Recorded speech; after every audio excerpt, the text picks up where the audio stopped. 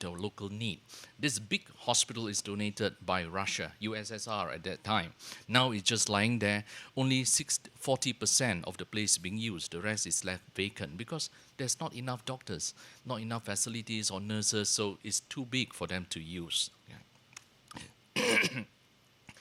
So 6 months after that visit, AO is looking for a place to do a SEC fellowship. So I just recommend the place, and then we and Sutong we came over, and then Dr. Tavan, who was the head, his English is quite good. He served as a translator throughout.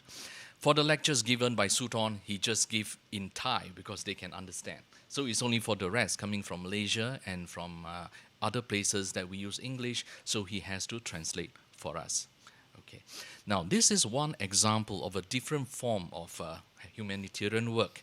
This is by this TIMA. They have this in Batam Island. It's more than 10 years ago. It has been discontinued. I'll tell you why. This is actually medical camp. A group of people, they go there to form a medical camp for 3 or 4 days. They can do screening from diabetic, hypertension, and even dental checkup for thousands of people. And there's a group of doctors, volunteers go there, and we do many surgeries from local excision until thyroidectomy in this extension from the local Pusat Kesihatan Indonesia. They build tent, build operating theaters. They go there 2-3 days beforehand, and then the whole camp 2-3 days, and they come back. Now this has been going on for many years, but eventually, yeah, you realize that although we invite the local doctors to be participating and all, long-term wise, you're leaving a lot of scars, not so much of skill. So much so that the local doctors have to actually migrate because patient with lump swelling, even KIV tumor, they actually will wait until this thing comes. It's delayed. And then local doctors has no more work. So eventually the local government and also the organizers feel that this is not really benefit the local people, short term, but not long term. The doctors who are working there, they actually, the private practice, it is no private practice. So the doctors start leaving to Jakarta and anywhere. It's not really good for the long term.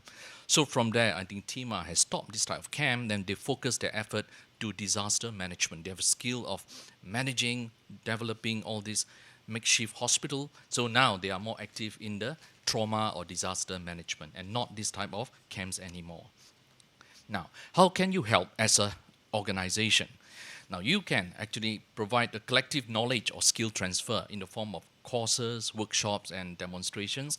Sponsorship for advanced training. Some hospital in UK, Europe, or what, they can, yeah, provide sponsorship for these doctors to go. And now we are looking more on this sponsorship for basic training in the regional hospital. Indochina, like for example, they come to Malaysia, there are things they can learn from us.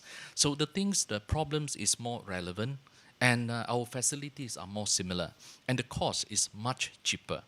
So I think I'm happy to say a few months ago, this a relative of this Professor Sengupta, the late Sengupta, they donated 100,000 for us NOCERAL here, and we have started a short 1 month attachment for doctors in the developing country, especially Indochina, to come over here for pediatrics training. Yeah. So these are the things that probably we can work on because I think the problem is more relevant to them.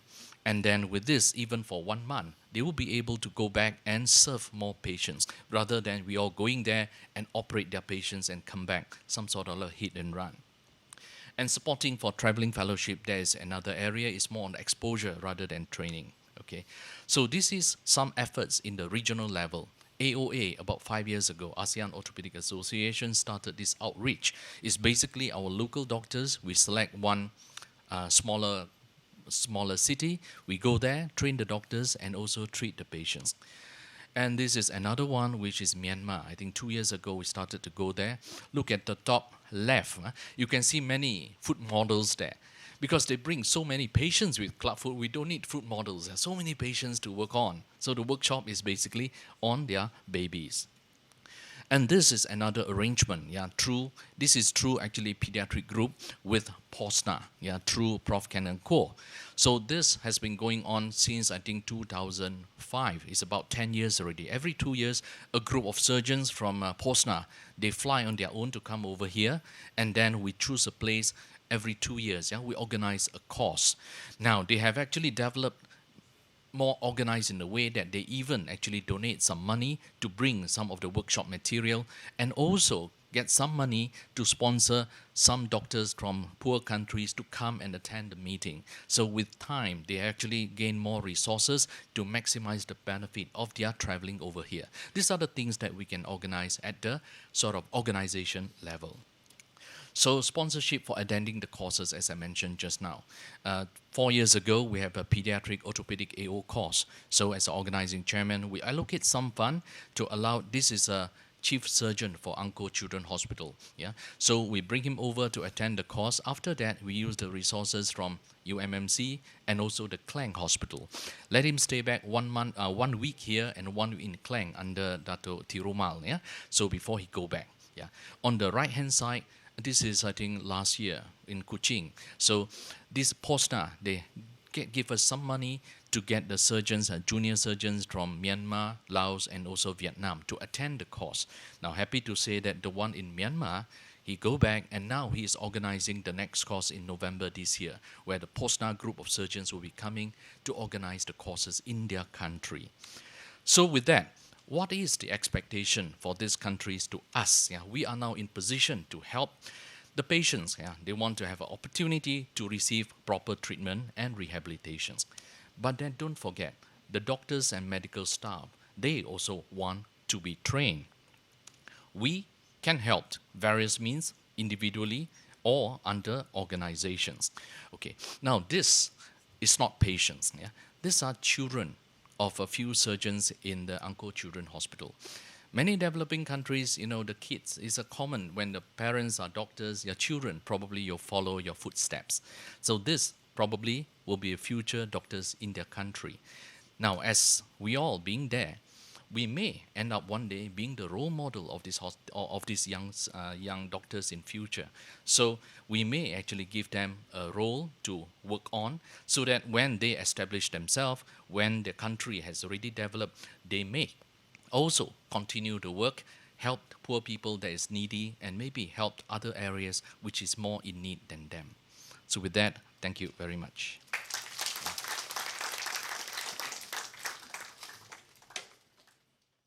Thanks a lot, Professor Ek, and thank you very much for the good work you're doing. And I hope many of you can inquire, join Datuk Tajuddin's force, or join Professor Ek. I think no point going to disasters and standing around as a disaster tourist, making a nuisance of yourself. Apparently there's such a thing. People who go and take selfies of themselves beside the disaster and blocking up all the roads so that real help cannot get to the area. So I think without further ado, I have to introduce my boss, who is our head of department, Prof. Vivek. He's also a UM graduate, a master's from us, and also now he's the head of musculoskeletal oncology. And he keeps himself very fit so that he can do the best job he can. And he works out very often, but I think I will allow him to tell us about body image and how he manages his time in that way. Something very different. Thank you again, Prof. Vivek.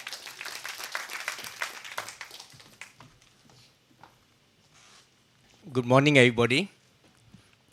I'll take this opportunity to congratulate Prof. Sarah and the HAND team for organizing such a good series of talks.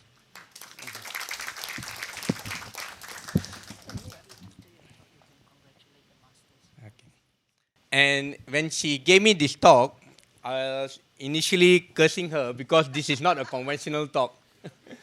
And it took me longer than my usual talks to come up with this talk. So I'm just going to share my thoughts with you regarding health and body sculpture. Basically, I'll be talking about fitness. As we know, the essentials of fitness is exercise, diet, and rest. Where most people get it wrong, only 30% is exercise, and 70% is actually diet. Because you are what you eat. And you cannot outwork what you have eaten. So maintaining a good diet is essential in being being fit. So first, exercise. All of us know about exercise. Many of us want to do exercise, but very few of us actually do it at a regular basis. What are the advantages? As you can see, it keeps you healthy. It increases your endurance. You feel energetic throughout the day. It improves your confidence when you look better. And you actually look younger. The evidence of this is Sandra Bullock, she's 50 years old. Tom Cruise, he's 52 years old. Halle Berry, she's 50 years old. Amir Khan is 48 years old. And lastly, my idol, Sylvester Stallone, is 69 years old. So I hope to look like him when I'm 69.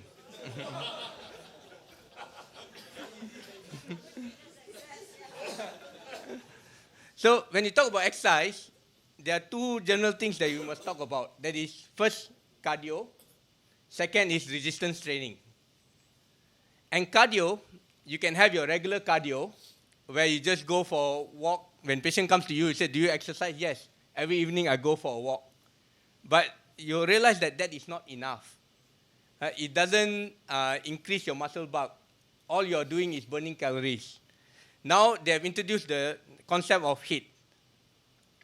What is HIIT? HIIT is high intensity interval training.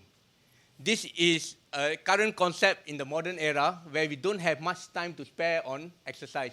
We can't go around walking in the park for 1 hour. So what you do in HIIT is you do low to moderate intensity, alternating with high intensity exercise. For example, if you are doing a treadmill, you walk on the treadmill for 20 seconds, then you run at the maximum speed for another 20 seconds. Then you walk again 20 seconds, you run another 20 seconds. So this is 50% more effective than your regular cardio. And this will speed up the metabolism. You may not burn as many calories as walking 1 hour around the park at that time, but in the process of recovering from this exercise, you're burning for the next 48 hours. So this is very, very effective. And it improves your anaerobic and aerobic endurance. The other concept is Tabata interval training. This was discovered by a Japanese swimming coach, where he made them alternate 20 seconds of training with 10 seconds of rest. So when they saw the Japanese swimming team doing so well, other teams started to follow. Now this concept has been taken up by many Olympic teams to train their athletes. So when we come to resistance training, what is the advantage? By doing resistance training, that means you actually put your muscles under stress. You increase the muscle bulk. When you increase your muscle bulk, your basic metabolic rate increases as well. So when your basic metabolic rate is higher, you actually burn more calories throughout the day. So the principles of resistance training is to increase the intensity. So when you exercise, you need to increase the intensity. If you have exercised and after the exercise you feel that you haven't done anything, that means you're not exercising intense enough. So how do we increase the intensity? When you're young, you tend to increase the weight. You go to the gym, you see these people, young people carrying 100, 200 kilos. But then you must realize, if you keep doing that in the long run, you'll end up spoiling all your joints. So a better way is to increase the sets. Sets is the number of times you exercise. So you can use a lighter weight, but increase the sets. That means if I'm going to exercise 2 times, this time I exercise 6 times or 8 times, doing the same thing, but with a lighter weight. You can increase the reps. That means in each set, I'll do 5 times. I can increase it to 10 times. So that also will increase the intensity. And you can reduce the rest period. That means after each exercise, I don't stand around and chit-chat. You see a lot of people standing around and chit-chatting. You have a rest period of 30 seconds, then you immediately go on to the next exercise. And The next, I'll explain the concept of TUT, that is time under tension. And you can do supersets. Supersets is where you alternate. I do one exercise, immediately I do another exercise, then I come back and do this exercise, then I do the other exercise. Just keep alternating until you wear out. And it is advisable to do compound exercises. Compound exercises are defined as exercises that train more than one body part. Like you will see young people, they have this concept of getting big biceps, so they keep doing bicep curls. But then if you do general lifting exercises, you're training more than the biceps. These are the exercises that you should do because you're training a bigger group of muscles. There's you're doing more work. So examples are deadlifts and squats. So time under tension. Time under tension is the time when your muscle is working. So when the muscle is working, you have a concentric action where the muscle is contracting. Then there is peak contraction, and there is a relaxation phase. Even during the relaxation phase, you can go slow. So there's no point picking up a weight and trying to do 8 sets as fast as possible because you're minimizing the work. You should do it as slow as possible. And even on the relaxation part, you will go slow. So your muscle is contracting and releasing slowly. So you're doing work. So the more time under tension you spend, the more work you're doing. The more work you're doing, the better your muscle is exercised and the higher chance of it growing. So when you do muscle work, you increase strength, you burn calories, and obviously it has to hypertrophy to withstand that kind of load. In time, it will grow in size. So as you can see, the classic training protocol, which for many, many years, from the time I started, was always chest. You train your chest, you train your back, you train your shoulders, you train your arms, you train your legs. But now, recently, people started emphasizing on core. Core, what do we mean by core? Core are the muscles, your abdominal muscles, your lower back muscles, and your buttock muscles. These are important to maintain your posture. If you look at the person as he ages, you'll find that gradually they tend to get more and more kyphotic. They tend to bend forward. You look at your parents, your grandparents, you find that they're going down. But if you see all the people who are in their 50s who look young, their posture is straight. So this is actually the most important part to exercise. Not having big biceps, big shoulders. These are not the things that you want to achieve. You want to achieve a very, very strong core so that your posture remains straight. So if your posture remains straight, your endurance also increases. So examples of core exercises, all simple. You can do crunches, you can do back extension, you can do the roller for the abs, you can do deadlift, you can do twisting exercises, and the famous one, plank. Plank only takes a minute or two. You go and try and do the plank and see whether you can last a minute or not. Usually, you can last up to a minute. Even I can only last up to 3 minutes. I can't go beyond that. So when you talk about exercise and coming up with a regime, you talk about reps and sets. Reps is the amount of times that you do each time you lift up the weight. Sets is the amount of times you do that exercise. So in this case, one set is 4 reps. This is 4 sets, and each set you can do 5 reps, you can do 8 reps or 10 reps. So the training regime that previously people used to do was the pyramid system, where the first time they will do 12, then they'll increase the weight, they do 10, increase the weight 8, increase the weight 6, increase the weight 4. So they believe that the pyramid system gave you a generalized build of the muscle, where you increase your endurance, you also increase your strength. Then the Germans came up with the German volume training, where you do 10 sets or 10 reps. this is killing. Initially, when you start off this, for first 2 or 3 weeks, you'll be suffering. But after that, you'll be fine. And this really works the muscle. And you'll get growth. The other common ones that people use is 8 times 8, where 8 sets, 8 reps. Or if you want to increase strength, but you're not too concerned about increasing the size, you can do 5 times 5. That means you do only 5 sets, 5 reps, but 5 sets. So when you design a training protocol, the training protocol for everybody is different. It has to be realistic. You don't straight away jump to an advanced training protocol which you are unable to maintain. So you must see exactly how much free time you have in a week, how many times you can actually do the training, and adjust your protocol accordingly. So you have, these are some examples. You can do a alternating cardio with a resistance training protocol, where we tend to train 1 or 2 body parts a day. So usually chest is combined with triceps. Then on the next day, you just do cardio. Then on the next day, you go do back and biceps. Then cardio, followed by shoulder on Friday. Then Saturday, you do cardio. On Sunday, you do legs. So you can see every day you're occupied.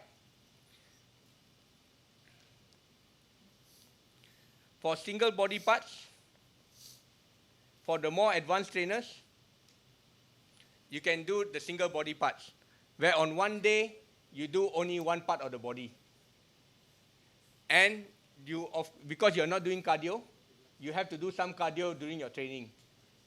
So most of the time, we do cardio after the weight training, because you don't want to lose all your energy before you do the weight training. Or for those who are not very frequent, you can just do a single day exercise, where your exercise consists of all compound exercises covering all the body parts. So you just do one exercise for chest, one for back, one for shoulder, one for bicep, one for tricep, and one for legs. So that will cover 5 exercises with cardio. And you do it 3 times a week. The rest of the time, you just rest. So what do you mean by adequate training? How much each muscle, how much does each muscle require? So if you look at that, the chest generally requires 20 sets. That means if you do German volume training, you have to do 2 exercises, 10 sets each. If you decide to do the regular training of 5 sets, you need to do 4 exercises for chest, consisting of 5 sets each.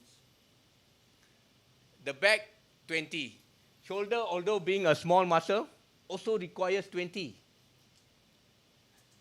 Your biceps 10, triceps 10, hamstrings 10, quadriceps 10. And the rep range that they recommend now is between 8 to 10. So when you do the reps, you must try to achieve 8 to 10, because that is the rep range that is shown to give you maximum amount of work. So as we know, if you reduce your reps, you do lower reps, you increase the strength of the muscle. But if you increase the number of reps that you do, you increase the size of the muscle. So it depends on what you want to achieve. So now the next component, diet. As you know, our diet, we have carbohydrate, protein, and fat. And carbohydrates, when you take carbohydrates, insulin is released from your body. When insulin is released into the body, it pushes the carbohydrate into your body as fat. So it's important to maintain the insulin level at the plateau. You don't want the insulin level that's going up and down. It's unhealthy. And gradually you develop insulin resistance. So the best thing to do is to take complex carbohydrates. When you take complex carbohydrates, they take a longer time to burn, and they are able to maintain your blood glucose level for a longer period of time. And your insulin level also doesn't go up and down. So how much protein do we need? We need 1 gram per body weight. And protein should consist of 20% of your calorie intake in a day. You can either get it through steak, eating steak, but when you eat steak, you also get a lot of fat and all other stuff. Or you can take supplements where you only get protein. Carbohydrate, you need 2.5 grams per pound body weight, and it should be 50% of your calorie intake. It doesn't mean you need to cut your carbohydrate completely, because carbohydrates are important for growth. If you don't take carbohydrates, you will not grow. But you must take slow digesting carbohydrates. And now they realize that fat is actually good. The fat that you eat is not the fat that gets deposited in your body. So they are encouraging people to eat fat. And the common fats that are recommended are like olive oil, coconut oil, so santan is fine. Avocado, you can take all these. You go KFC, you can eat the KFC chicken with the skin. You don't have to just peel off the skin. Because fat does not do you any harm. So if you look at the breakdown, half should be carbohydrates, which are complex carbohydrates, 20% protein and 30% fat. So the general dietary guideline is you must avoid simple sugars. Many people, they take coffee or tea, they put brown sugar. They say brown sugar is very healthy. Brown sugar is just unrefined sugar, but it's still sugar, and it still cause insulin peak. So if possible, give up sugar totally. You must have small, frequent meals. They recommend 6 meals a day. The reason being is you maximize the meal, because if you take small meals, everything is absorbed, and every time you eat, a lot of energy is used to break down the meal. If you take big meals, but infrequent, only a little bit is absorbed, the rest of it is wasted, and only that amount of energy is used. So if you want to eat, you can eat, but you take 6 meals. And if you want to eat carbohydrates, you eat before your workout, so that it is burned off when you're doing workout. And they recommend taking protein after your workout, because that's the time your muscle requires protein for healing. And try to avoid meals before bedtime, because these are all wasted. And finally, the most important component, sleep. You must have adequate sleep. If you don't sleep enough, you cannot function, and your body cannot recover, because the important part of exercising is the recovery period. As you get older, you realize that your recovery period is getting longer and longer. So you must make sure that your workout and your sleep is in balance. So try to get around 6 to 7 hours of sleep every night. Thank you. Thank you very much, Prof. Vivek. So our master students just finished their exams. They haven't finished sweating yet. They are still waking up with bad dreams. But now they are much happier. The relief is almost palpable. So it's just 2 days after they got their results. But they have kindly prepared something for us to listen to. They want to share something to do with what happened during their master's course. So I think the first student will be Dr. Tan Tiam Siong. It's called To Another World. So let's listen to him, give him some congratulations very much, and please welcome. Actually, I didn't expect to be the first one to speak among my colleagues. Good morning, my professors, my lecturers. Actually, I didn't prepare something to speak about my master programs, because after the exam, I feel was very stressed out. So I would like to talk something which can make me more happy. So as the picture shows, it's a photo regarding, it's a photo about the underwater world, where fish around the scuba divers. And one of my hobbies actually is diving. That's why I decided to actually talk something about my diving. As Prof. Sarah mentioned, we just finished our exam, and this is my state for yesterday, and probably will be for next few days. And after that will be time to go to a different world, which is an underwater world. And why should I go for the underwater world? The first photo to show is one of the photos taken when I attended a course, which looks very serious. And the second photo is shown when I was taking a course also, advanced diver course in one of the islands. And you can see, can compare the two different facial expressions. But the thing I want to show here is, both are courses, but the first one is just sit and listen. The second one is go to practice. So point number one is don't sit and listen. You should go and practice, then you will have your fun. So that's the first point regarding the master training. And you need an entrance ticket to go into the underwater world. So I put up this just to show off in front of my professors. I won't have a second chance to show off. And just a little bit about my UM training. My bosses always say you have to know your basic theories and then apply it. Same things go for the diving as well. You need to know your basic theories as well. At least the basic instruments, just quickly run through. Mass, spin, and weight. And some of this is regulator where you actually connect to the oxygen tank, just to show the important things. This mouthpiece is for the divers. The yellow one is for the body. You have to stay close to your body because diving is a high-risk activities, so staying close to the body will reduce the risk. And this is BCD, where you can put air in and out to control buoyancy. And finally, is the oxygen tank. And now is the time to apply. So OSCE. Name each component level 1 to 6. Give function of component 2 and its significance.